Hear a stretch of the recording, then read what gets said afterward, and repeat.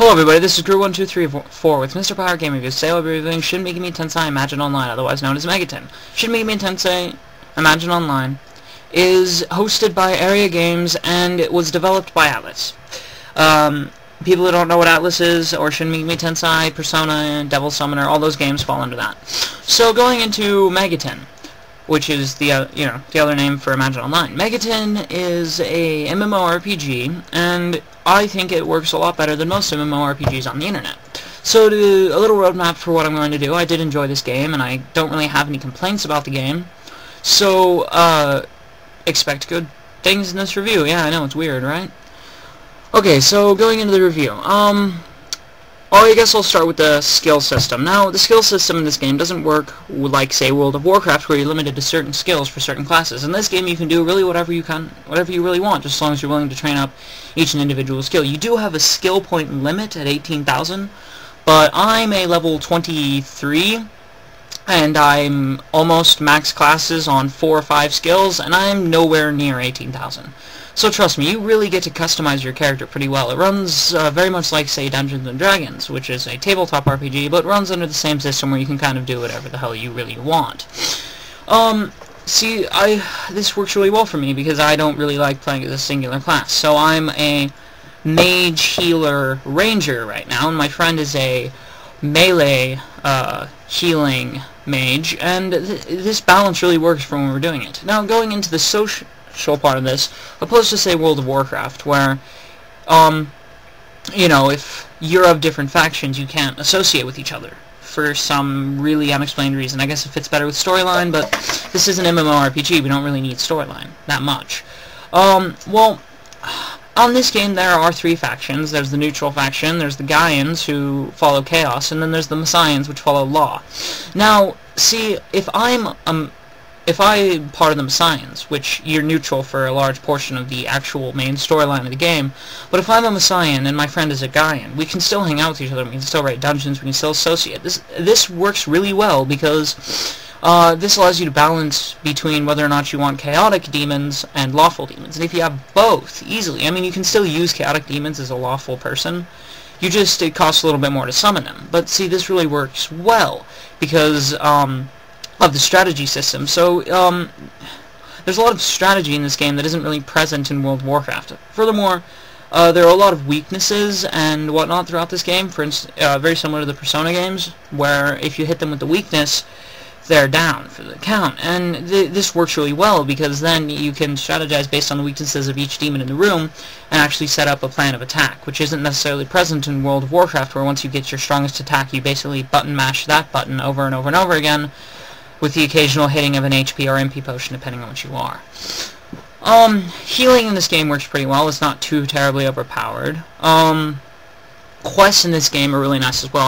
I really like the quests in this game because, well, first of all, the areas are very beautiful due to the graphics, which is a 3D anime style system, very similar to the Persona games and Devil Summoners and Digital Devil Saga graphics. Which I think is really nice because it kind of, it gives you the feel that you're playing a familiar game that you've been playing before. And you don't look like total stupid cartoon characters like in World of Warcraft. I mean, at least you kind of look realistic. The armor system in this game, I think, is nice. All of the armors are kind of realistic. Like, for instance, what I'm currently wearing is a light jacket over a white shirt and stuff. I mean, the armor is something that you'd commonly find if you were to, be part of a group of survivors for the Great Destruction. The Great Destruction in this game kind of sets up the balance of the areas, why some of them are nuclear wasteland kind of looking, while others are kind of forests. The Great Destruction happened like this. It started with a nuclear war that wiped out most of the Earth, and then a gigantic flood. Now, I'm not exactly sure why these 2 events happened. I just know that they happened. So, and in this, Shinjuku Babel, which is a giant tower that was made by the, 7 or so sages that were left. These great sages led the people to build Shinjuku Babel. And Shinjuku Babel is this huge tower, and it really is kind of a monument. You can go to the tower pretty early on in the game, and I really think that that's nice. You're not limited to where you can go. There's just, certain monsters and certain levels you don't really want to go. Like, for instance, I would not want to be in Nakano, the area around Shinjuku Babel, as a level 3, because I would die. Death on this game, you don't lose your items, but you do lose a large chunk of experience unless you can have someone resurrect you. And that could take time, depending on what server you're in and so on and so forth. But, really, other than that, I mean, the chunk of experience I think is a really fair thing because I have a lot of rare items and I would be pissed if I lost them when I died. There are 3 ways you can resurrect yourself. Well, 4 ways if you have AP. The Balm of Life resurrects you on spot, and that resurrects yourself. Someone else can resurrect you if you accept offer. Your demon can resurrect you if it has a resurrection spell, but that technically counts as someone else doing it. And then you can resurrect at your home point, which is kind of like where you teleport to with the Traso spell or Traso gems. It's kind of where you have your home, obviously. And you can resurrect on the spot on Outer Worlds, and you can resurrect at the beginning of the floor in dungeons. Resurrecting where you are at the beginning of the floor, though, takes the largest chunk of experience. My friend loses up to 17,000 experience, which is about 10% experience every time he resurrects himself where he is, or at the beginning of the zone entrance. So, I guess that's really up to you. I would suggest getting friends on this game because, first of all, the people who play this game, I think, are fairly intelligent. Not a lot of intelligent people play WoW, in my opinion. And so you don't have to put up with stupid healers. And furthermore, since everyone can heal, you don't have to have someone who plays as a healer. So you don't have to spend an hour or so inside of a large babble thing going, hey, I need a healer for my party. No, you can go, hey, I'll just train up my curative magic, or, I can do this, this, and this. So, really, you can solo a lot of this game, but being with other people makes it a lot easier. It's more fluent that way. The storyline goes out through a series of acts. I believe there's about 14 acts. I'm on Act 8, 7 or 8 right now. The acts are, well, they're good. Like, one of them you have to go through a psycho-long dungeon to find out something about something or another.